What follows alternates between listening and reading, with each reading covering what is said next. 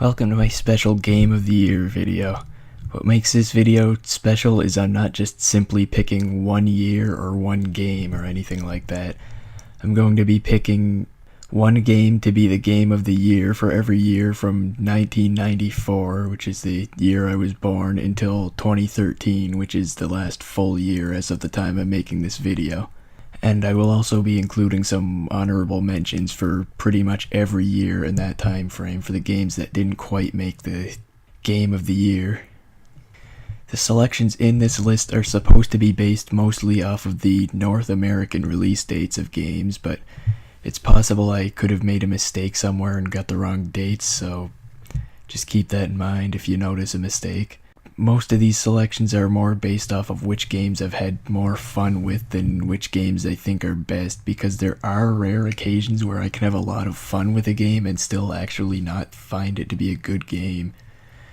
Also, sports games based on real leagues don't qualify for the list, so I don't have to worry about which NHL game was the best or anything like that.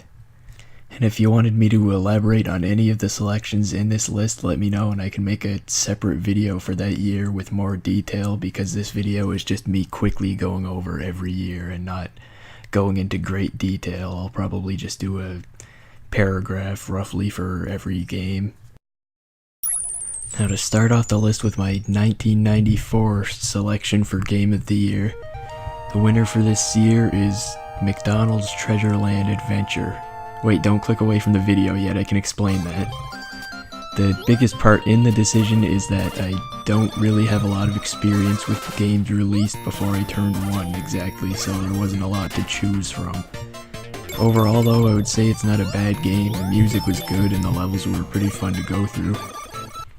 Honorable mentions for 1994 were Jazz Jackrabbit and One Must Fall 2097, which were both PC games, I believe. 1995's Game of the Year goes to Ristar or Rystar, depending on how you want to pronounce it. It's definitely a pretty good game, but it literally had no competition from any games whatsoever in this year. The music in Ristar is one of my top 3 favorite soundtracks in any video game, and honestly the music is a huge part of what makes this game a lot of fun. If this game had below average music, I might not still even remember it today. Honorable mentions for 1995, there are none. Like I said, Ristar had literally no competition. In 1996, my Game of the Year is Super Mario 64.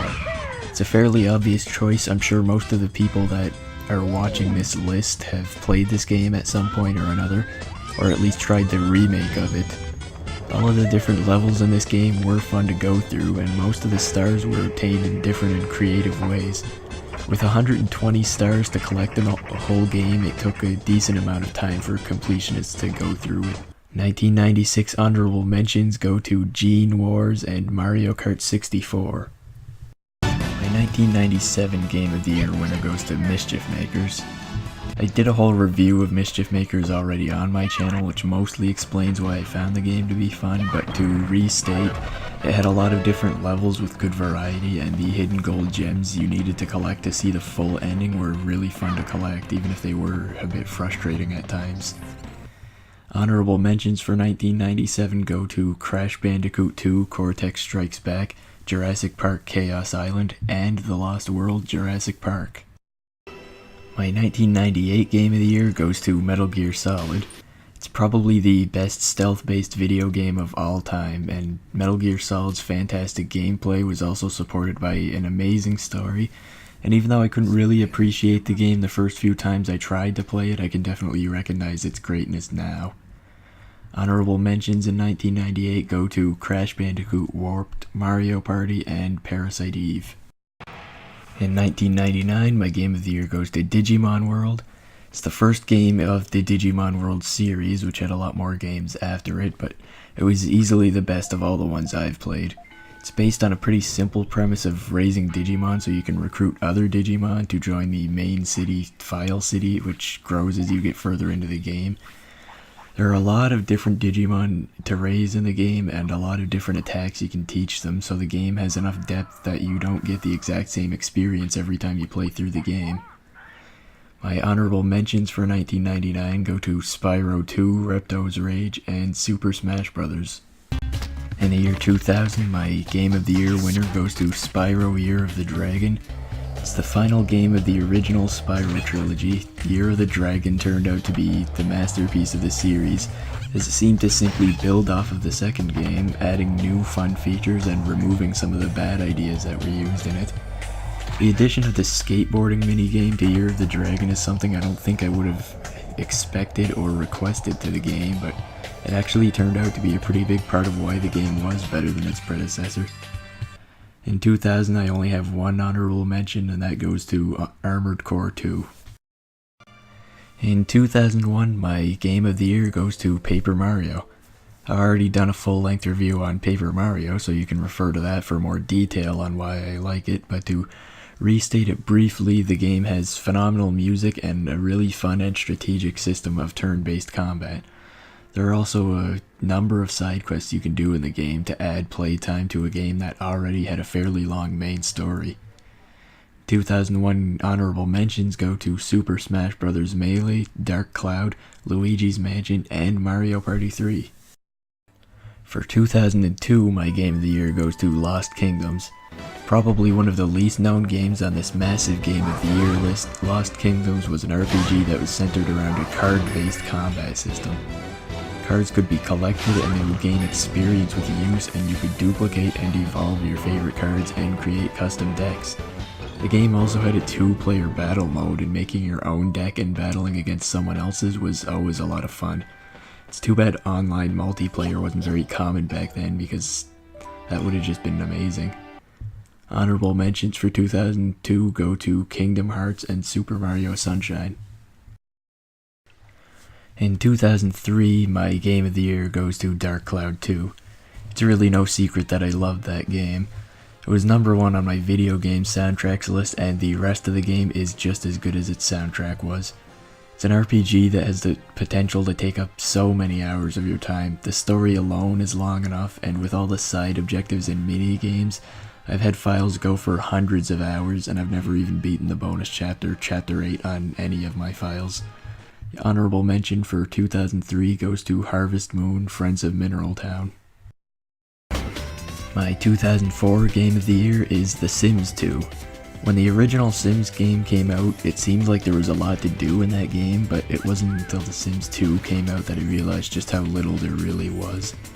The Sims 2 made aging available to all Sims, making it possible to play through as many generations of a family as you could possibly want to, and it also added the week cycle so that not every day in the game was the exact same. My honorable mentions for 2004 go to Paper Mario: The Thousand Year Door, Pikmin 2, and Spider-Man 2. My 2005 Game of the Year winner goes to Mario Superstar Baseball.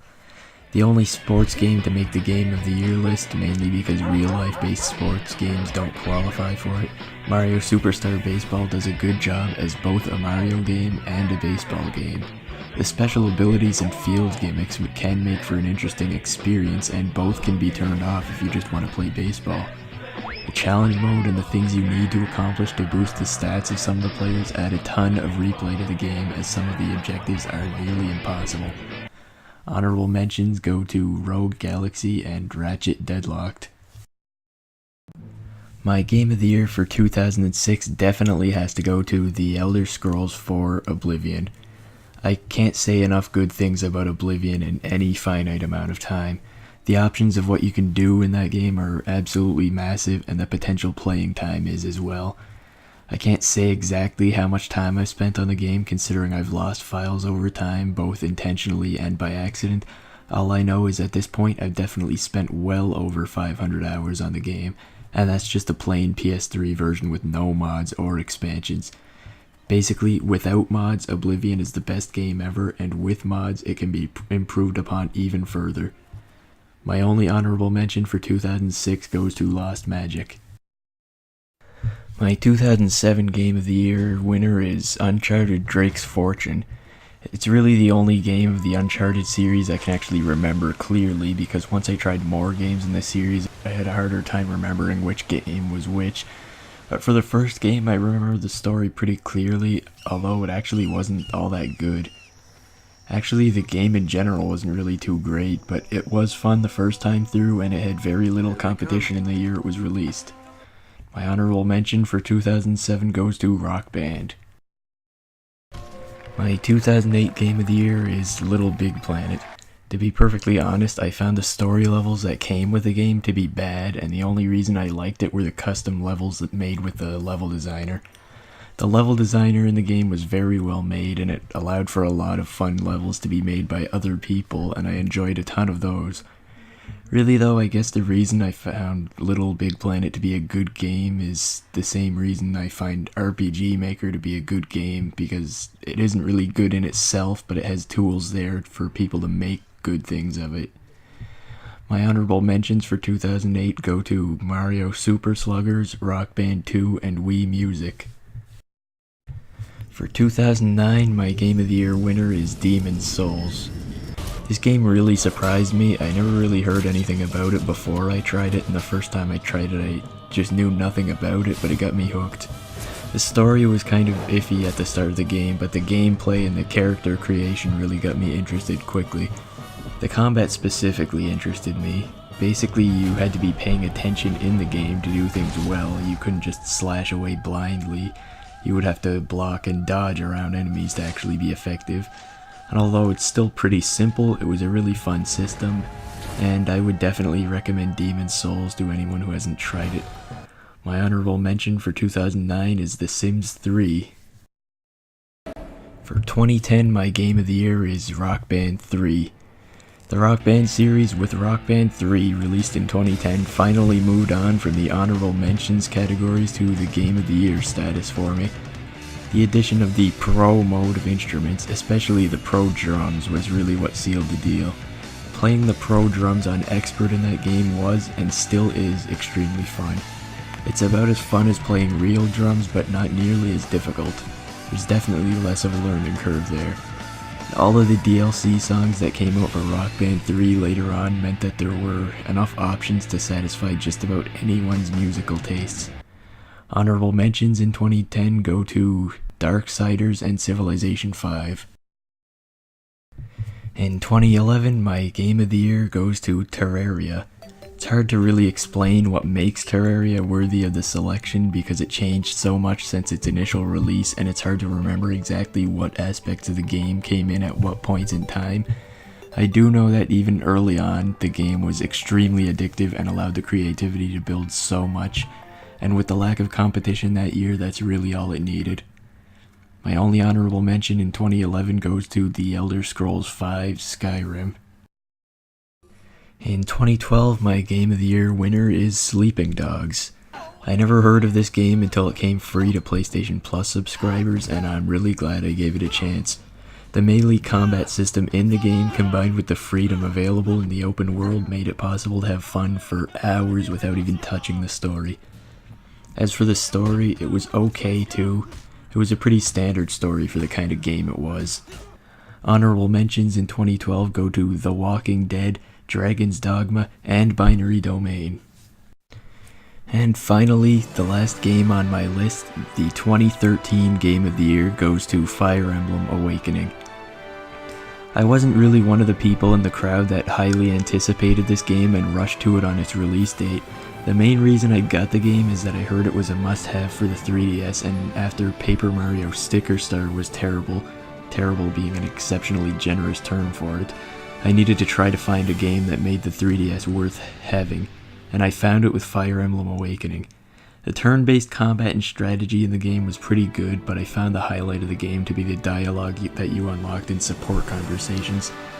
There's an astonishing amount of dialogue available, and there were times I spent hours playing the game just to read up on how all of the characters interacted with each other. A 2013 honorable mention goes to Luigi's Mansion Dark Moon. I'll end off this video by stating the overall winner of this list, meaning it would be my best game of all time. I've already mentioned it earlier, but if you weren't really paying attention, you might have missed it, and that game is The Elder Scrolls IV Oblivion. I just can't say enough good things about that game, like I already said, so I'm not even going to try here.